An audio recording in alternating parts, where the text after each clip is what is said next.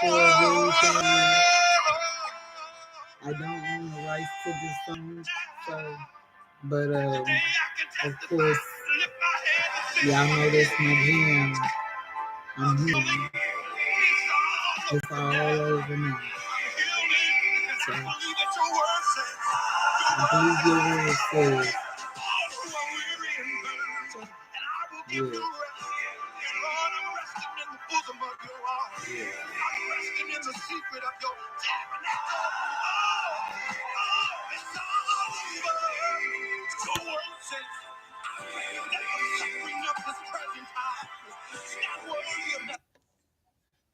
Yes, y'all know that's my song.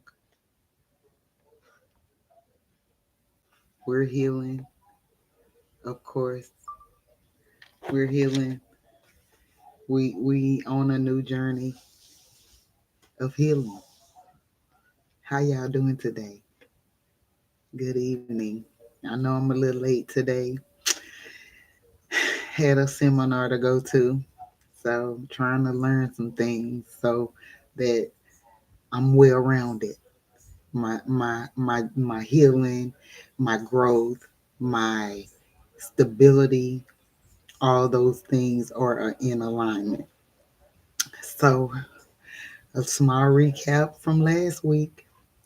I talked about dating an older guy that forced me into a um, threesome with another woman and how violated I felt because I said no. And the no wasn't honored and respected. Okay. And also, if you're being abused by family, family friends, to tell someone, no matter what they say. And it's not the what goes on in this house stays in this house. If it's causing harm, tell someone. So let's move forward with this healing. Um, After that happened, um, it just was a downhill spiral, honestly. Um, I really didn't know what to do. I didn't tell anyone. For matter of fact, probably until my late 30s. Yeah, I think is when I finally told somebody about it. Um, and I think part of it was shame also. And I know that a lot of times we go through things, and when people do things to us, we become shameful. Because we feel like it's our fault initially, and when you feel like it's your fault, then you would take on um, the guilt, the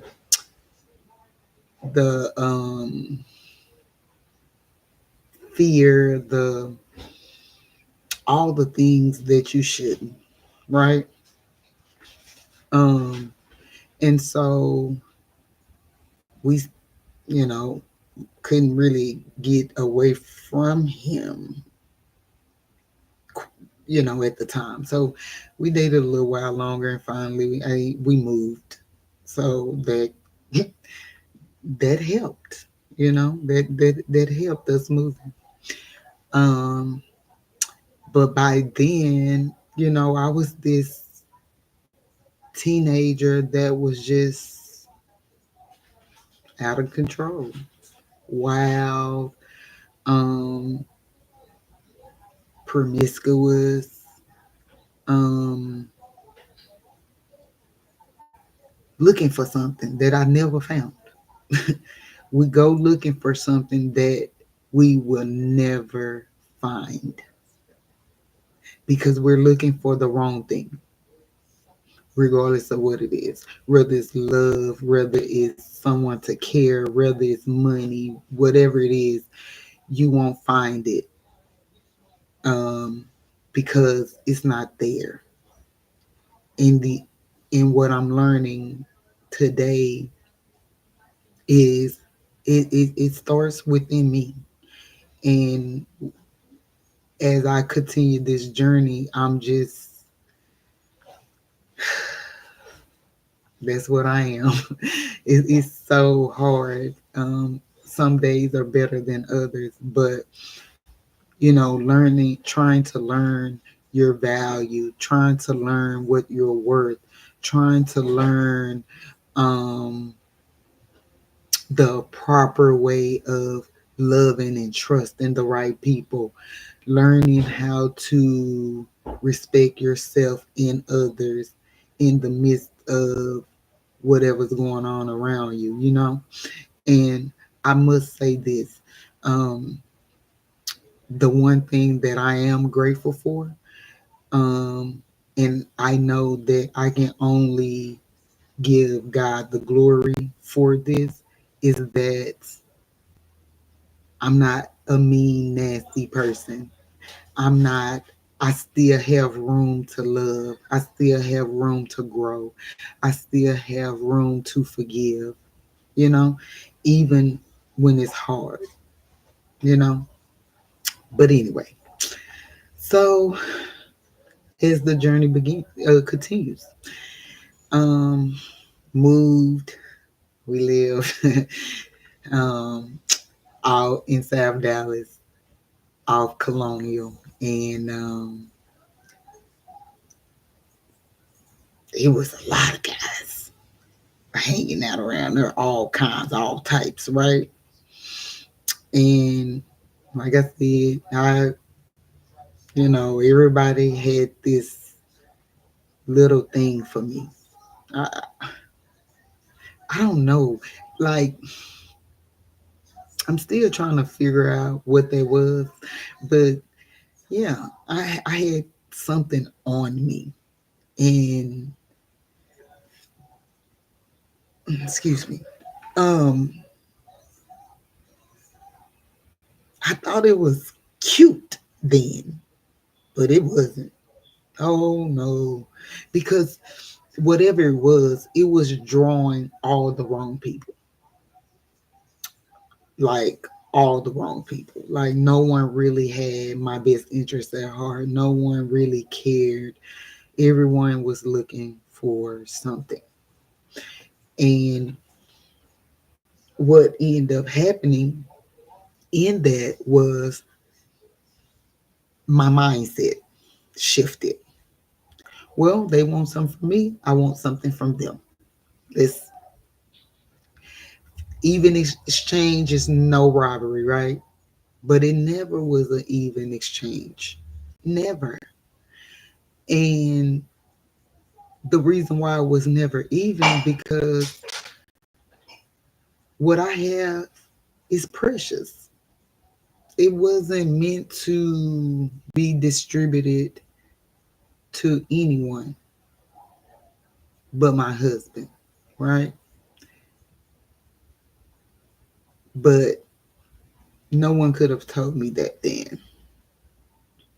So, I had a couple of fans, and they all were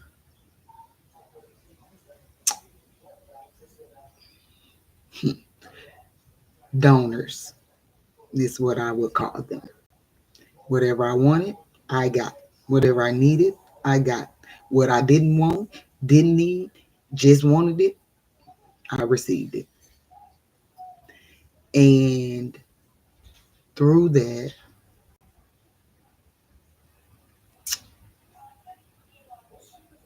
I suffered. I just suffered. And I remember one day I was at the store because the store we hung out at, it was a little store on the corner, and we used to hang out there. And I mean, on the weekends it was popping, all kind of people, everybody.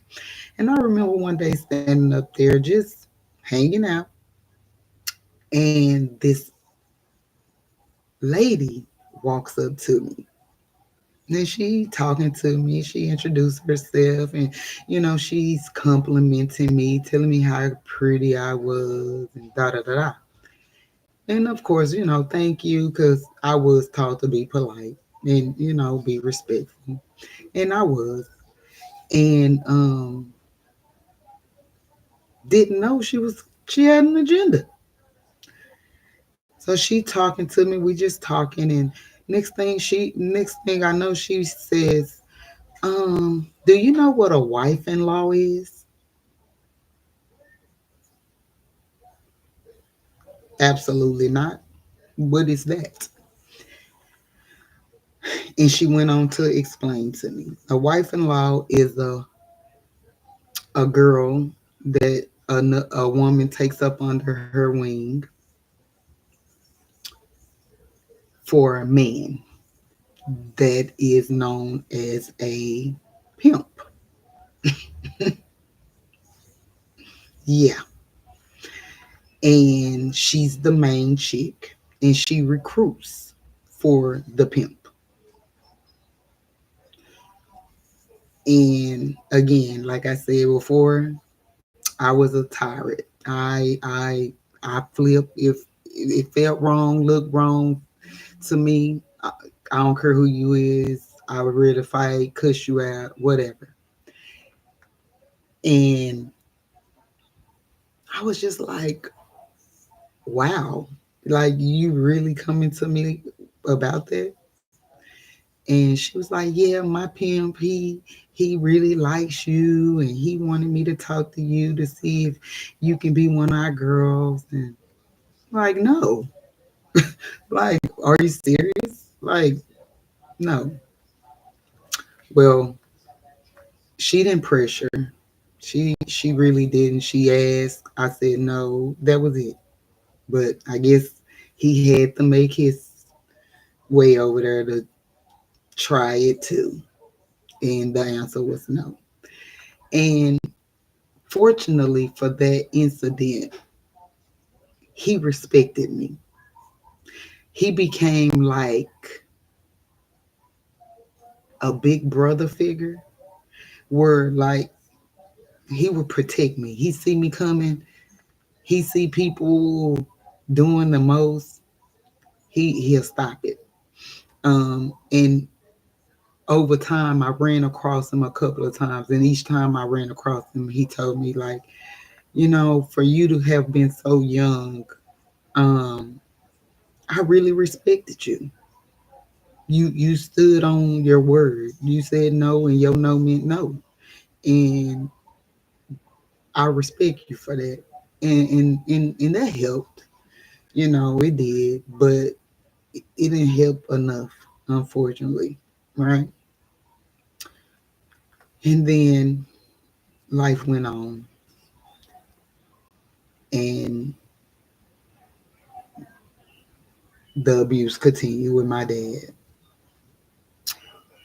And my mom started with start. Okay, I'm gonna go back a little bit. I introduced my mom to this man.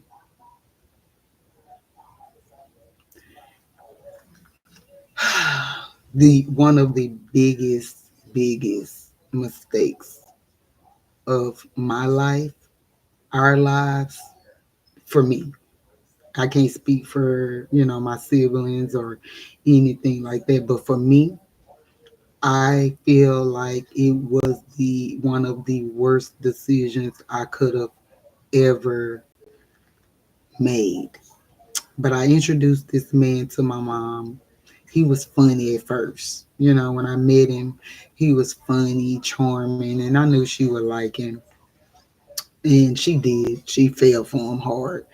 And everything went okay until he was in the dough, of course. And he became verbally abusive. Everybody was called something. And we got into it a lot. We got into it a lot. And so, um I just started doing things that just wasn't good for a 14 going into 15-year-old girl, um, growing up in the South Side, in South Dallas, off Colonial. It wasn't. Um, I was doing all kind of stuff, that drinking, smoking. Like I said, I had a couple of prospects that was donors, um, and I had to go home to this man that I introduced my mama to, that I did not like no longer. He was irritating. He would call me out my name. He was rude. He was disrespectful, and he thought it was funny. He thought it was cute, and it wasn't. And I used to tell him all the time, stop it, quit. My mama would tell him to stop, but he was so unruly. He was so, he was just a disrespectful person. Um, you know, I found out, we found out that he was just a disrespectful person. And um, it was hard living there. And so, in that, it forced me to be out even more, wanting to be gone even more. And I started talking to a Jamaican man.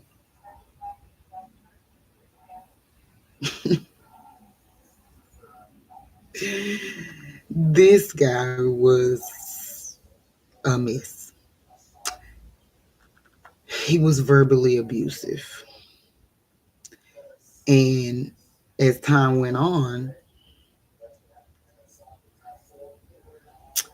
dating him, and he was consistently around. So, you wouldn't know things. You don't find out this some of the things that I've learned over time, over years, especially as I became an adult. A lot of things you really don't find out about people or really know about people unless you're around them a great deal or you live with them. Because people can hide who they really are if you're not around them all the time. If you don't see them, if you don't live with them, people can hide who they truly are if they can only see you here and there, you know. And the lies. Oh, they would lie. And he was a liar. And he was married. And I really liked him too. At least I thought I did. And I remember he was telling me that he was going home to Jamaica. And I was like, okay. And we talked and all that good stuff. And then we broke up. Like, it was no reason to keep talking. You're going back home, right? So I happened to be going to the store one day, and he hadn't left yet. And I was just up there talking, and all the guys talked to me, whether they like me or not. I was a cool girl. Like, we was cool. And he flipped out, like, flipped out. I just don't understand. We broke up. What did you tripping for? Him and another guy that liked me ended up into it, to the point where I had to run home so that I wouldn't be in the crossfire. We got to be careful. We got to be careful. This part of my message is really for the young girls that think they're doing something. that really think it's cute being out here messing with married men, men that's way older than them, messing with people that they know is unavailable, and knowing when someone tells you something, that's usually the time to walk away. Especially, they people all the time. So you may not initially know that they're married, they got a girlfriend, they live with somebody, all those things. You might not ever know that. You might not know at the beginning. But the very moment that you find that those things out, it's time to exit stage left. And it's okay, because it shows that you have boundaries. It shows that you have self respect. And it shows you have self love. And it's okay.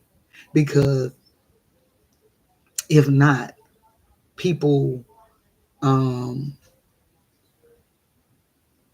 use that as a weapon. Now they feel like they can do you any kind of way. They can treat you any kind of way. They can talk to you any kind of way. They can handle you however they choose to handle you. Right? Young ladies, you're so much more than that. Leave people, men alone. Husbands, boyfriends, whatever. If they're in something that they're committed to, whether they messing with you or not, because they messing with you doesn't mean they're not committed to somebody else. They really not committed to them, but they're more committed to them than you. And 9 times out of 10, they're not gonna let them go or walk away from them because of you. You're just something to be doing. Ladies, young ladies, please understand this. Stop putting yourself in situations and predicaments that will cause you to be disrespected. One thing about it, if you know better, then you can do better. And I get it, because I didn't know better. I didn't. I didn't know better.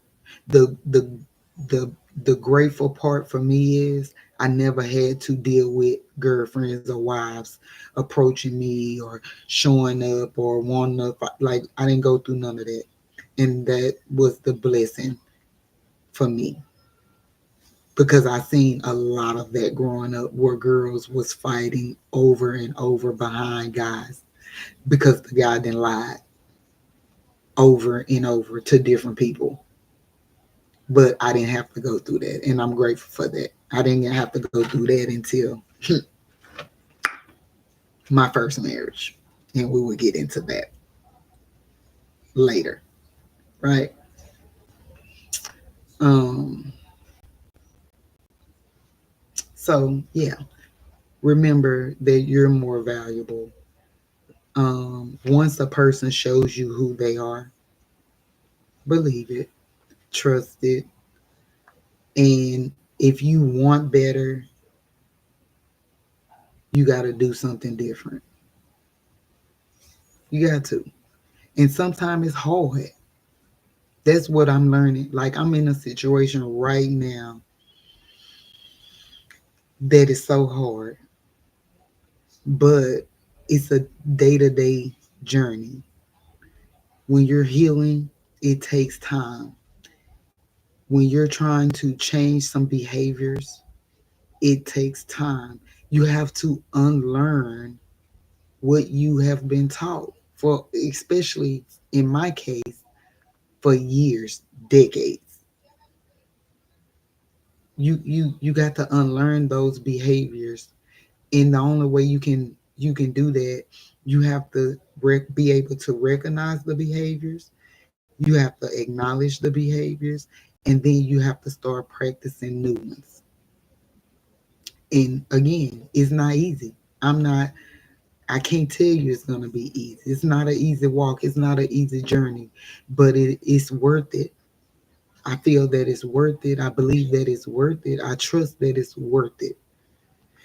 When you want something different and it's good, when you want something good and healthy and whole, then it's worth it to learn to do things differently. It may not look right for no one else. It may not seem right to no one else. No one else may not even get it, but it ain't even for them. It's for you. My journey is for me. This journey I'm on is for me. Along this journey, I'm hoping and praying that somebody see themselves in me and not wait until they're 44 to want to make a change, or not even so much wanting to make a change, because I've been trying to change some things. It's just life has been lifing. And I continue to find myself in situations, in predicaments that just hasn't been a good place for me, and it has caused a lot of bruising and scarring and wounds that has to properly heal. You gotta heal properly.